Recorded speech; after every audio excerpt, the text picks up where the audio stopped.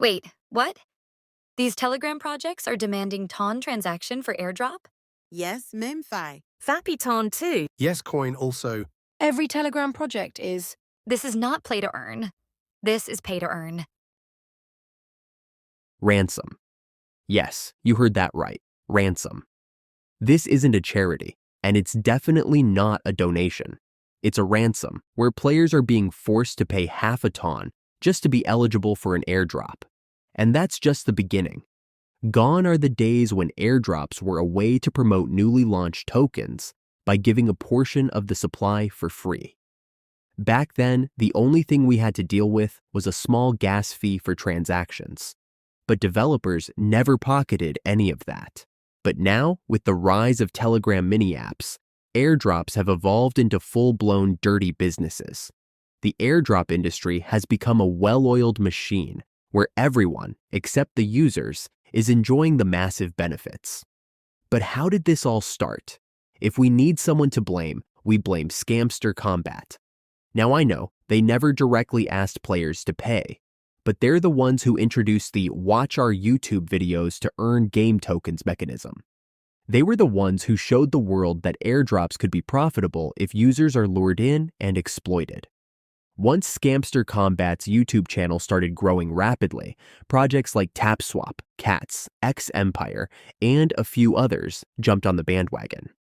And just like that, the era of free airdrops came to an end.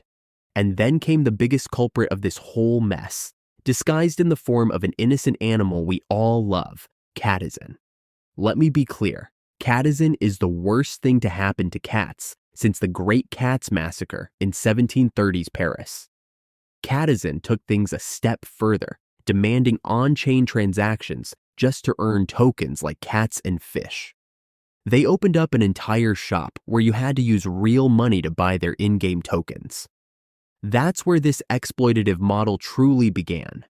Soon, every other project, XEmpire, Cats, and the rest, started demanding half a ton to even be eligible for an airdrop.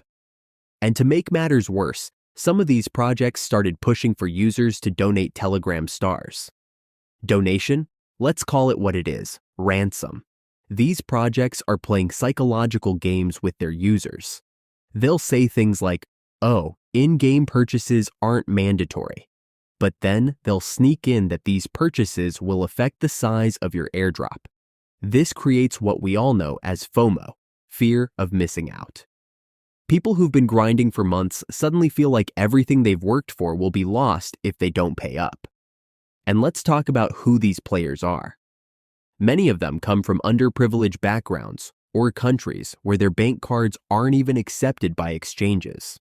So they spend months leveling up only to be excluded from the airdrop because they can't afford this ransom. Whose fault is that? Not the people who can't pay.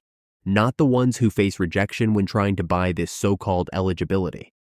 No, it's the greedy project owners who want to milk their users for every penny they can get. We've seen it ourselves. In our Telegram channel and chat, link in the description, we've seen people begging for half a ton just to be eligible for an airdrop. Begging.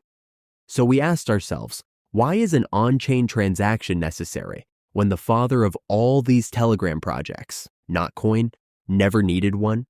Notcoin became the most successful project without requiring people to pay. Why can't other projects do the same? The answer is simple.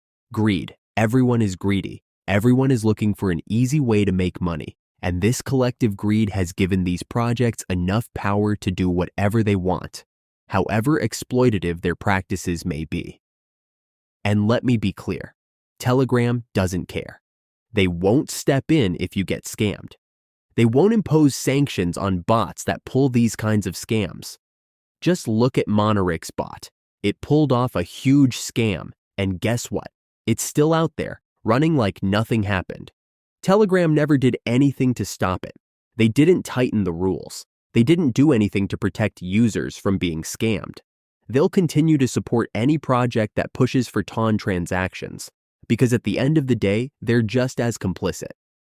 As long as these projects keep pushing for on-chain transactions, Telegram will keep turning a blind eye because that lines their pockets too. Remember, the arrest in Paris wasn't without reason. No one will take responsibility for your loss of funds or your wasted time. It's on you to protect yourself. If you don't get scammed out of your money, you'll get scammed out of your time. Just look at the Rocky Rabbit disaster. People paid half a ton and ended up getting tokens worth nearly the same amount. That's not a reward. That's theft. A theft of time which otherwise could have been utilized better. So, if you're wondering how not to get scammed, wait for our next episode. The truth, the lies, and the beyond. Subscribe now because let's face it, not every YouTuber speaks the truth. Like this video, share it with your friends, and let us know what you think in the comments.